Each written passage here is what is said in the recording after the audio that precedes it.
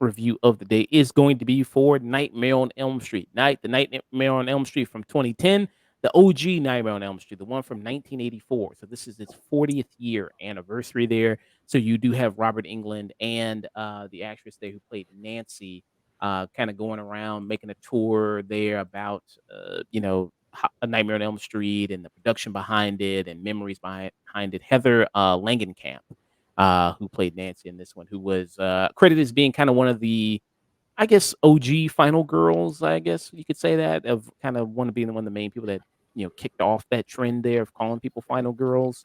Mhm. Um, so yeah, so this is one. It's having its 40th year anniversary. The legendary film series there, Nightmare on Elm Street, that went on to have many, many movies, like we mentioned. Also a reboot as well. There. Do you know how many movies in the Nightmare on Elm Street franchise there are? Oh my god.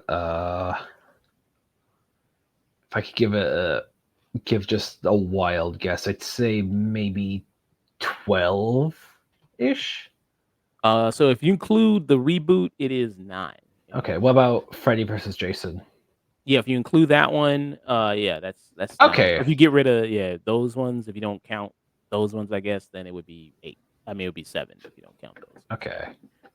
So you got Nightmare on Elm Street, you got Nightmare on Elm Street 2, Freddy's Revenge, then it's Dream Warriors, which I think Dream Warriors is the best Nightmare on Elm Street for me personally. I think that's the best one. Then you have the Dream Master, the Dream Child, the Final Nightmare, New Nightmare, Freddy versus Jason, and then the reboot, Yeah. which was in 2010. So we haven't had a new Freddy movie since Yeah. 2010. We've had tons of comics and books and games and all that stuff, but And this was directed by the legendary Wes Craven there. Rest in peace to him. Wes Craven counted as one of the masters of horror, of the horror genre, of the slasher flick there. Him, also George A. Romero for what his did with zombies, also is credited as one of the masters of it. John Carpenter, kind of the forefathers there of horror movies.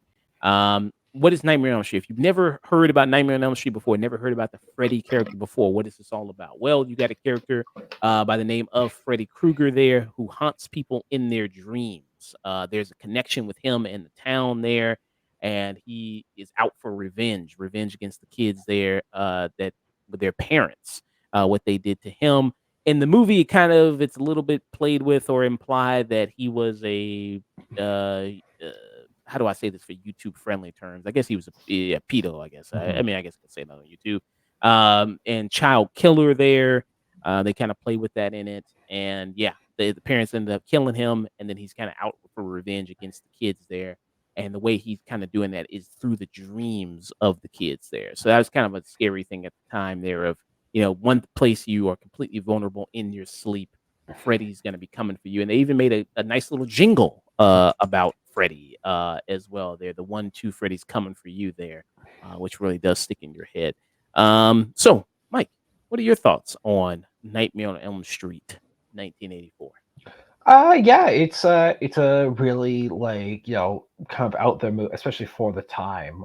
This wasn't really done as much of uh a movie with a more higher concept in the fact that Freddy, not only was he not a silent killer or very cold, he was also very talkative, and the character would develop over time as well as with his powers. But yeah, this is one of those movies of there's a reason why it sticks out so well. It's such a it really utilizes the kind of the visual absurdity of you can get in your dreams and just have the level of paranoia you can get is uh like it can stretch a lot more than just your standard man with a knife who's very strong, stuff like that.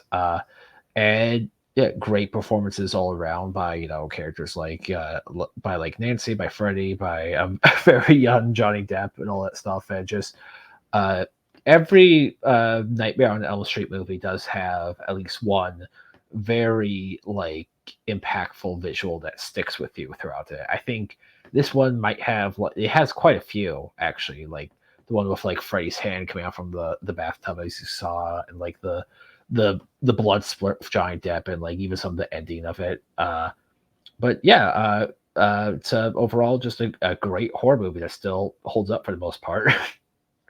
Yeah. Very iconic scenes in this movie, like you mentioned, like the bathroom scene is very iconic. The death scene there with a very young Johnny Depp, who's in this as well. Like you mentioned, a lot of actors got their start in horror Mhm. movies, like Kevin Bacon. You had Jennifer Aniston who got their start in a movie, Brad Pitt. I mean, there's tons of people you can name there that got their start in horror films there. And you mentioned kind of the classic death there, and this was, I think, Johnny Depp. This was his very first movie Mm. as well. So he plays Glenn in this, who's the boyfriend of Nancy.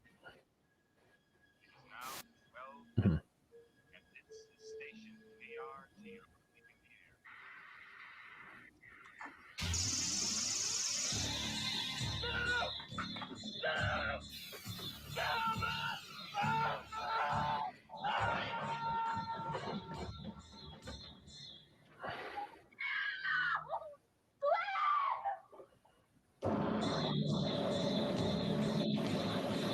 And that was a really cool effect, like, the way the Yeah. blood just kinda comes on the wall like that. Like, that was really good, really kinda well done. Mhm. Uh, man. Yeah, it's something about all these movies of that, like, it's very a lot of them do also have, like because Wes Craven only directed this one for, I think he might have, like, come in a bit for, like, the like, New Nightmare, but it's always a very different, like, visual style, but, like, it's a lot of, like, people, like, pushing, like, what they can do with, like, the resources they have to reach that uncanny level of effects and, like, especially with some of the kills and the fight scenes. Mm. Yeah. Do you have a favorite kill in the movie? Was it the Glenn kill or was it another one? Probably the Glenn kill. Honestly, yeah, because it's such a noble moment of them. It's like one of those things that like everyone talks about, or like knows that visual very well, even if you just have like a passing knowledge of horror. The Tina kill, who was also a friend of Nancy, was, I think, a good one there of Mhm. how they kinda had her. I don't know now, I don't know if it's because I watched Scary Movie that, maybe it looks a little Yeah, goofy, yeah. now after seeing kinda Scary Movie there. Mhm. You have Daniel Garcia, he says, "Good horror sequels, Evil Dead 2 and Elm Street 3 Dream Warriors." Yeah. Mhm. Um, not very much. I think Dream Warriors is the best out of the, like I said, Mhm. Nightmare on Elm Street franchise. What about you? What do you think is the best one? I think two or three is my favorite. Which one is the one with the? I think it's three where Freddy's trying to get a new body. Is I think that is maybe 3. I haven't watched 3 in a minute, though. Maybe yeah, yeah, that one's very good. And yeah, but it has also it has like the pool party scene where Freddy's like, "You roll my children now," and it kind of went on to like the that episode kind of went on later on to be in featured in Scream Queens and like some of the actors behind it and like the writer of the movie actually talked about like how this was kind of their experience of like a gay man in that area, so they kind of like slid it under the tones. Meanwhile, the director was like, "I had no idea. I accidentally wrote a gay movie. I accidentally directed a gay movie," but he doesn't seem like against it. But Yeah, and, what do you think is considered the worst one, I think, amongst the Nightmare on Elm Street? oh god, it's gotta be one of the later ones. I think I love the concept of New Nightmare, but it doesn't really do much. Then, because it just kind of becomes like a generic Freddy Krueger slasher, when it's like the whole thing is that like, oh, Freddy's coming into the real world. Or he's a demon. He's a demon based on. There's a demon who's like semi based on Freddy. And that one was also directed by, so New Nightmare was directed by Wes Craven, Yeah, a and then that was the second one that he did, because all the mhm. other ones were directed by different Yeah, people. So he yeah. did the first one, and then he came back all the way in 10 years later in New Nightmare and did that one, and then there was only 2 he did in the franchise there. Mhm. I Um think most of these movies were only like directed once. Uh, like by there's only like one director for each of them, and it's like then that guy leaves, and then there's an entirely new director. I think they were all mostly like starring directors. Yeah, because like, the person who did Dream Warriors, let me see, who is that guy? So that was Chuck Russell who did Mhm. Dream Warriors there. And then Wes Craven, I mean, he did other sequels though. He did do Scream. He did Scream Yeah. 1, 2, 3, and 4. He Mhm. did all three of those. He did four of those Scream movies. There for Dimension Films from one, and then yeah, all Dimension Films. He did that. Mhm.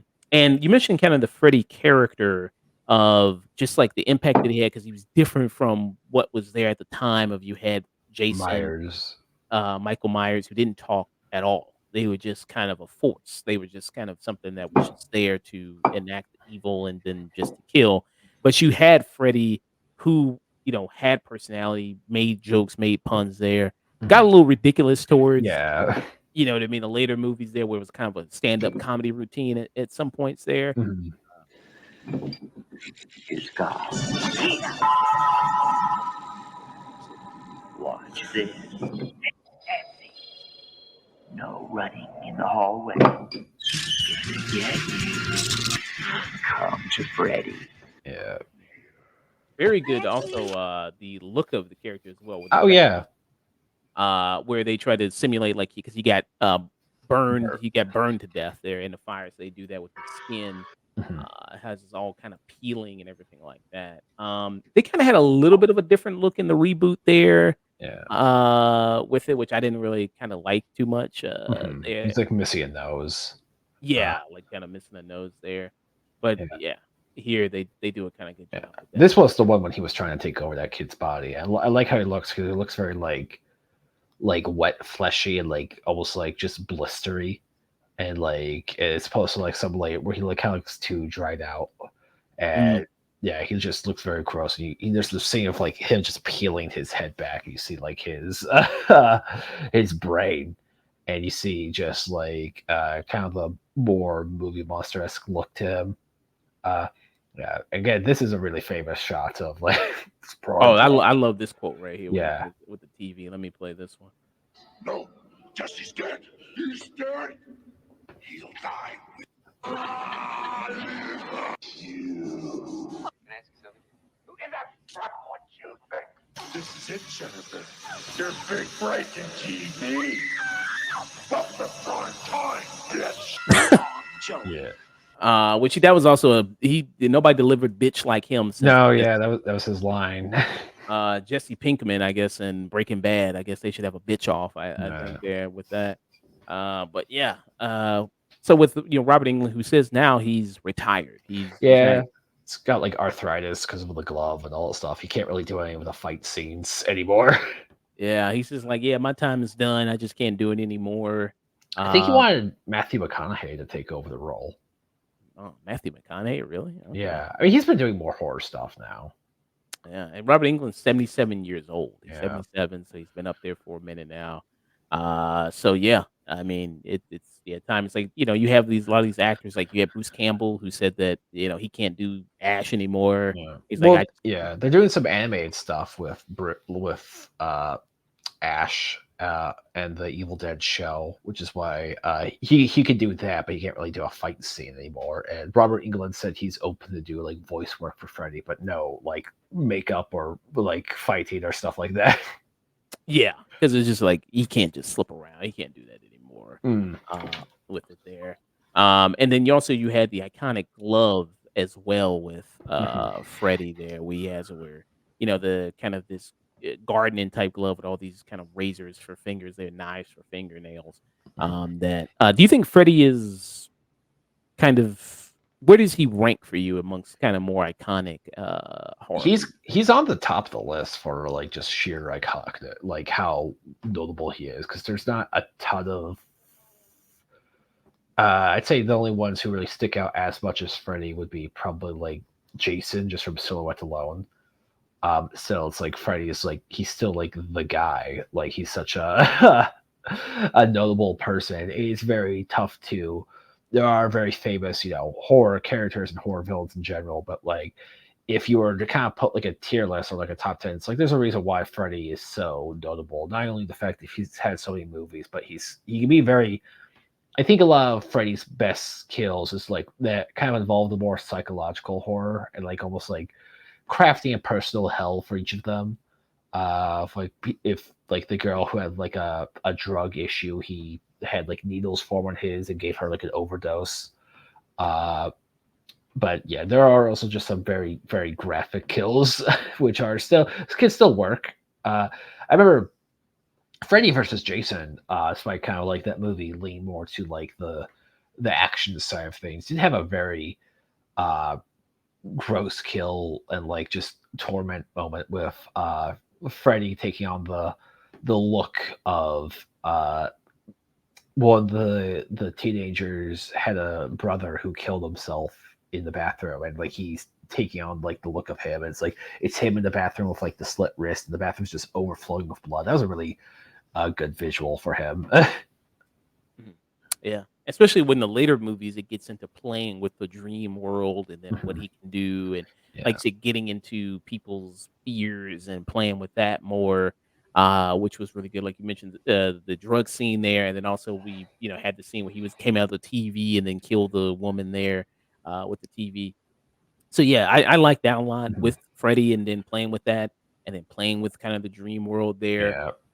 Do you think the logic, the consistency of the lore of Freddy kind of makes sense of like, Not terribly, but there's a lot of lore in this universe. There's like the Necronomicon, there's what Freddy can do, there's the Dream Demons, there's the fact that Freddy is technically a fictional character that knows he's a fictional character, then comes to the real world while also being a demon. But it's one of those things of like Freddy, you can't just give the excuse of, well, Freddy's strength and powers kind of like vary on like how much someone is afraid of him and how sleepy they are. So it's like it's a base by base kind of thing.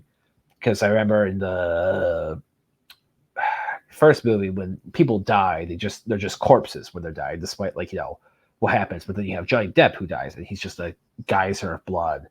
And in like other movies, like the infamous like you want to suck face, and he like drains all her stuff. She's like sleeping in class, but people think she's like having like a heart attack or something, or like she's just having trouble breathing. When it's like, well, all her organs are being like drained in her dreams. It's like, what Freddy can do? What can he do? Is it like something he can really control, or is it just like it? I think the real answer is that it's just like different directors who kind of don't want to do too much research and just want to make their own movie. I guess it's kind of like whatever kind of goes. I guess whatever Mhm. director there, it's not really any strict consistency.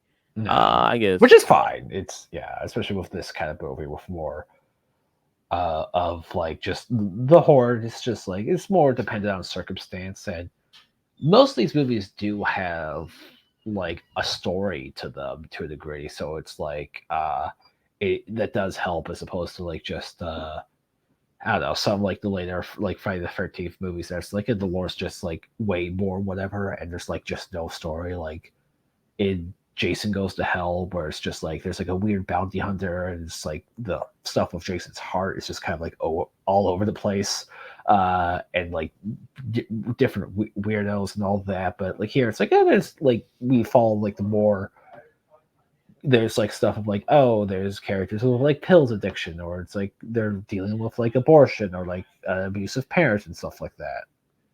Mm. Even Jason versus Freddy kind of had that with the main female lead, and the fact that her father uh, was kind of like she had a very strained relationship with her father, and the fact that like she's dealing with like the death of her mother. Mention kind of some of the characters in this other than Freddy. You have Nancy Thompson, Yeah. girl in this. It's played by Heather Langenkamp. And like I said, kind of up there amongst Mhm. girls being remembered there, being one of kind of some of the OG final girls, like with her, with Jamie Lee Curtis, as Yeah. well as Laurie Strode. Maybe some people also Sally, was who's Sally? Sally was Texas Chainsaw. Texas Chainsaw Massacre there, as well. What do you think about Nancy? I like her. She's nice. She's very she very much has a personality. I wonder how much of that is in the script or how much of it is just the actress herself's like just natural likability kind of coming through. Because Nancy's like, she fights in front of people. She's like a bit more like upward and crude at some points, and she does have like a kind of a volatile relationship with her mother throughout it. Yeah, she is a little bit of a bitch towards her mother. I will say Yeah. a little bit kind of bitchy to her mother, but it's classic teenage things Oh there yeah. that you have. But yeah, she's the main one kind of going up against Freddy and kind of tackling him, and while her friends are kind of being picked apart, one by Mhm, one. And she learns about the trick to Freddy, and you can't go to sleep and mhm. things like that. I mean, her boyfriend Glenn is Johnny Depp, kind of fucking useless in it, really. Yeah. I mean, he's kind of provide much support there while she's kind of tackling this. Yeah. Um, so you kind of have that kind of going on. But this is a good scene with her right here. I'll play this. Glenn, don't fall asleep.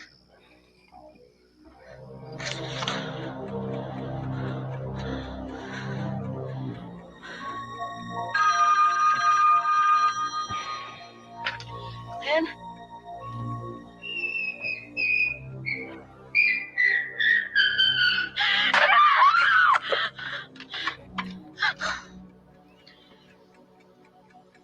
Oh, brilliant. What if Ben tries to call?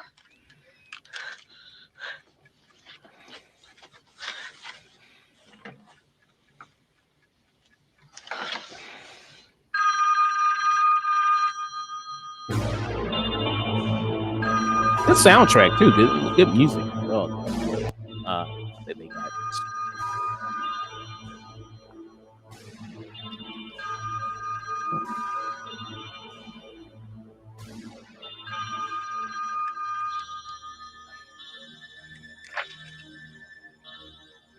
Well, I'm your boyfriend now, Nancy.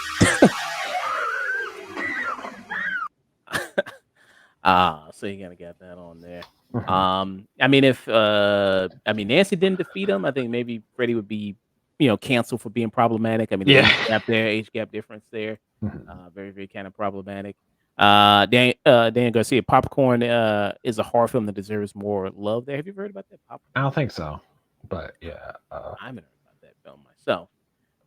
But yeah, I mean, do you think that amongst kind of horror movies there, do you think this is kind of more fun slasher there, or would you just kind of count it as far as the influence that it's had over the kind of the years there?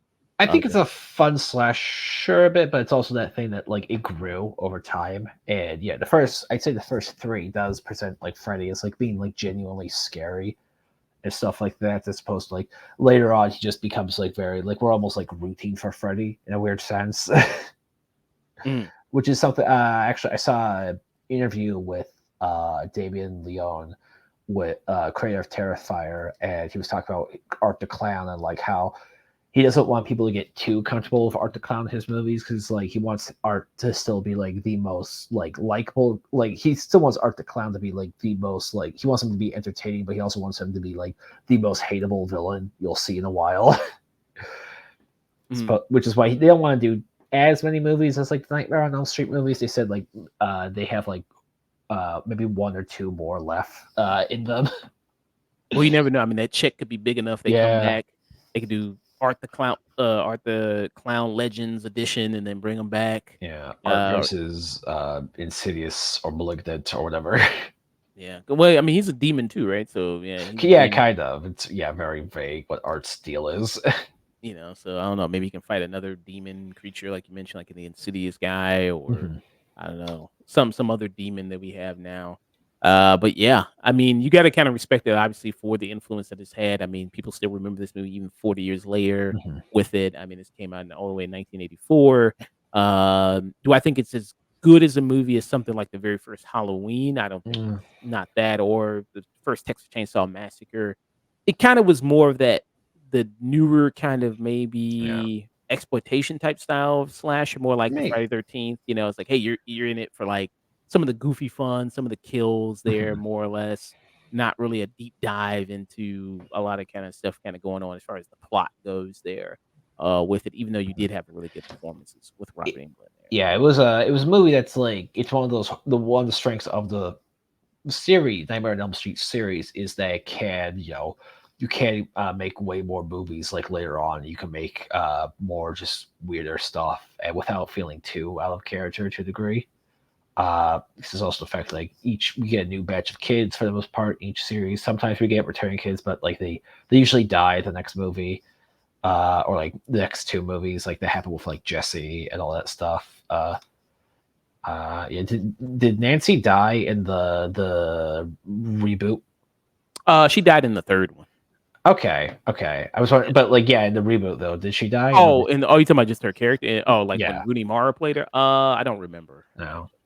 Actually, no, yeah, I don't really remember in that. Maybe somebody can let me know, but yeah, I don't actually remember much about that movie. The movie's kind of overall kind of forgettable. Yeah. It's kind of like, Yeah, that movie also, like, Freddy's always like in shadow for the most part. Like, you don't really see him too much. When you do see his skin, it's very like dried out, almost like jerky. But it's like part of it's also like the look with Freddy. You kind of do have to highlight him because even though when he's in shadow, there's still like enough light that you can like make him out of. Like, it's the skin, it's the face, it's the facial expressions, it's the fedora and hat, which are the fedora and the like sweatshirt, which are apparently vaguely based off some people. Wes Craven has met in real life, which he kind of based Freddy Krueger on a little. mm. He saw Harvey Weinstein walking around with Yeah. Yeah, but he saw I think it was like a homeless man when he was like 12 years old or something, just outside of his apartment, just like he looked out and he was just like staring at him, and he was just gone the next time. So he just kept on like wondering like what happens when that man just what happens if that man would just like come back like in my dreams or something. Okay. Yeah. And you mentioned some kind of that's a little fun little tidbit there about Nightmare on Elm Street. Some other kind of fun little tidbits about this. So you had Heather Langenkamp, who beat over 200 actresses for the role of Nancy. Some of the other people considered were Jennifer Grey. You had Demi Moore was also in it, who we just saw in the Substance. Yeah. We just saw another. She knocked out a part in the Great Horror movie. Have you seen the Substance yet? Yes, I have. And you loved it. Yeah, I really liked it. I don't think I like I do think I don't have this exact same reaction as like some other people, but still, I did really like that movie. Okay. You also had Courtney Cox, who was up for it, Tracy Gold and Claudia Wells there, who are also up for the role there.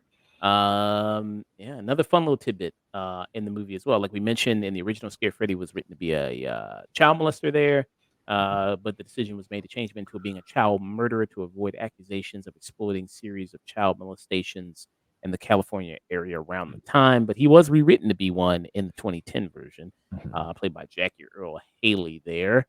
So you got that. The film cost roughly 1.8 million to produce, of which only 57,000 were reserved for the ambitious special effects. Effects designer Jim Doyle accepted anyway because he was desperate for work. The movie made its entire budget back in its opening weekend. Nice. Well, so you did have that. So this was massive success on that level financially as well. So this movie had a budget of, like I mentioned, 1.8 million. Box office 57.1 million there.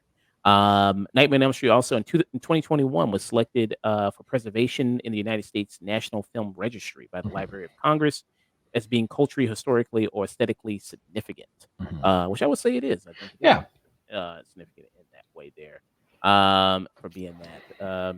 So yeah, it's considered one of the greatest horror movies ever made there. I think Freddy versus Jason for me has a very fun place in my heart. I think they bring Of course. Yeah, same too.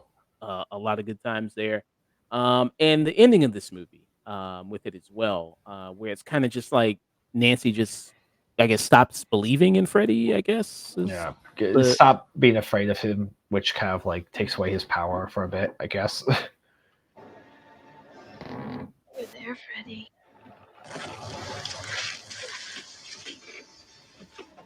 You think you're gonna get away from me? I know you too well now, Freddy. You die. It's too late, Krueger. I know the secret now. This is just a dream. You're not alive. This whole thing is just a dream. I want my mother and friend again. What? I take back every bit of energy I gave you. You're nothing. You're shit. No! Oh my god! I turned into static TV. Oh my god! Yeah. But then he comes back at the very end. It's like, well, what is Freddy like? That's another thing of like it varies director for director. Is Freddy in the real world? Is he not? Is he still dead? Is he like just in dreams? Is he?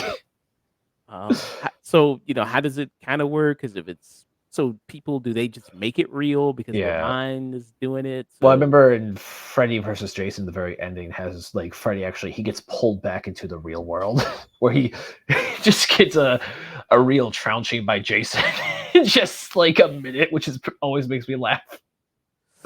yeah, because he only has power. Yeah, because when you drag him into the real world, he's basically He has some powers, but he doesn't have as much powers because in 3 he also gets into the real world for a bit, and he's able to do some magic. He's like he has some demon physiology, but he's still like he can't like manipulate the whole world like in the dream world.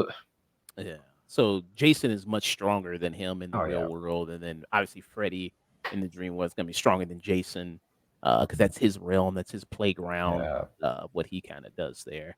So yeah, I guess I mean don't think about it too hard. no, As far as the logic of trying to figure out the exact science of that, of what's kind of going on in the dream world and everything like that. But still fun though, still great performance from Robert England, and he obviously this burst him into a bunch of oh success, yeah, and he's become an icon because of this role of Freddy and kind of what he's done with that. Yeah, definitely one of the best horror movie villains that we've ever had. Big ups to him and what he's kind of done there. yeah. It's also done like a lot of voice acting stuff as well, like the Riddler in Batman 2004. He would voice Scarecrow in the one video game. But yeah, he's just like he's kind of the guy for Freddy. Like he's the blueprints, and you for someone like with Jason, you do need someone with the physicality. For like a live action Freddy, it's gonna be very hard to replicate that without Robert England. Yeah, and I think with the remake, when they did the 2010 remake, Jackie Earle Haley, who great He's a actor, good, I mean, yeah. really great, but he didn't match the personality, the like sort of the charisma of Freddie with the jokes Mhm. and everything like that. Like from what I remember, that movie was just mostly very. They tried to keep a more serious, more scary a threat there, as opposed to more playful and everything like that. So they tried to do that with him there. But some recent things that Robert Englund has popped up in. He wasn't Stranger Things because Stranger Things was all about the 80s. Yeah. So he did pop up there for an episode there. He was on something called Curses. He was the voice on that for a few episodes there. He's done some also superhero stuff like Lantern, the animated series, Teenage Mutant Ninja Turtles there. He's done some animated stuff there, voice work. You had that. You had a time when he was also a rap star with Freddie, where he had his own rap song there with them. So he's been in video games, like you mentioned. He was the Scarecrow in Injustice 2, so he was in that. He was anti-pop's regular show. Yeah, he was in that as well. So, also he was even a Mortal Kombat guest character as Freddy Krueger. Mhm. He popped up in that in one of the games, which I do remember that, which was very nice. What would be your final thoughts and rating for Nightmare on Elm Yeah. Street, Uh, 1984? Nightmare on Elm Street is one of the horror movies in like cultural osmosis, and it's just one of those things it's a staple. Some of it has aged or not held up as well, or some of it may not be as like have the same gravitas, but it has to be appreciated for like the foundation it like laid down and just how much of a like how it would like later evolve horror movies throughout the line. It's like one of those series of like, yeah, you could actually watch the sequels of the horror movies without all of them just being completely bad. And so yeah, I would give like the first Nightmare on Elm Street like a low peak. Mm, okay, very nice. Me, I would give it. I mean, obviously, for the legacy that it's done, I think it still holds up to well, effect wise. There's some goofy stuff like with the arms. There's that scene where the Tina death there that looks a little goofy, Love but it. still solid effects. I mean, all the way back from 1984, it still looks pretty good. Like we saw the Glenn death there with Mhm. that. At the end of this movie, like you mentioned, Freddy does come back. There's a terrible looking dummy Yeah. that shows up. I actually maybe I'll play that because there's a terrible looking dummy there. Um, that kind of shows up at the end of the movie there with the whole mother scene there, but that looks really bad. But besides that, pretty solid movie Mhm. effects wise there, especially a movie of its time. Mention the legacy of Robert Englund and what he did with the performance of Freddie and how that kind of carried over there. I actually haven't seen all the Nightmare on Elm Street movies because I kind of avoided some of them because I heard they were just kind of not that really worth seeing. But yeah, I think this is really great. I Alright. like Dream Warriors the best just because it takes that formula and really plays with it more of what it does, and then it has the teenagers in that movie like fighting back, like it has Yeah. them. They all have like kind of superhero identities a little bit in the dream world. So Dream powers. yeah, they got like dream powers and shit like that in it. But this is the ending of the movie here, and it's like this terrible dummy kind of pops up here. What's going on? Hey, I'm not doing this. I'm not So doing I don't it. know if this is supposed to be whose dream is this? Yeah. Is it still Nancy's dream? Because all these people are dead except for Nancy at the end of this. And you see that this is like a Freddy car here.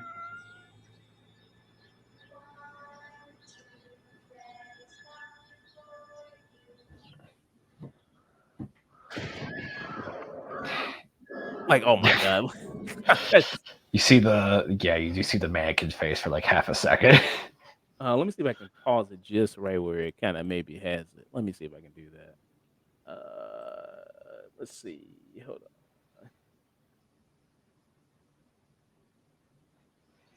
Let's see if we can actually see it. Right? Oh yeah, Yeah. right Just a there. straight up mannequin. Oh man, yeah. Yeah, See. the head falls off, I'm pretty sure. Yeah, the head. You see, look, yeah, the head comes, kind of pulls it through that. Yeah. So he did have that, but yeah, overall, though, still good effects wise. I mean, you have those kind of goofy. Almost makes the movie kind of more endearing when you have those Mhm. little bit moments there. Yeah, they were pretty low budget movies, and that's part of the like thing of like how much these movies will grow on later on. Yeah. And like especially with like even like later movies with just one time directors doing it, it's a great demonstration of like the stuff they can do and just them showing off like how creative they're able to work in like such a small field. Because like 1.8 million now is like that's kind of like It's cheap as standard. chips. Yeah, that's like the lowest of the low. They would not spend that much on catering now. How much was Strange Darling? Wasn't that like That was pretty cheap, I want to say. yeah? Because I think that had like that was 4 million. Strange Okay, Darling. yeah. So it Only like, had a handful of actors as well. yeah. Probably most expensive stuff was like either the locations or the trucks and stuff, or the actually getting the film on film. Yeah. So you give it a peek. Yeah, give it a peek. It expired stuff later on, like Terrifier, which is kind of the closest thing you get to a new horror icon like Freddy. Yeah. So, and I give it a peek as well for Nightmare on Elm Street, 1984. So yeah, that was our review of that.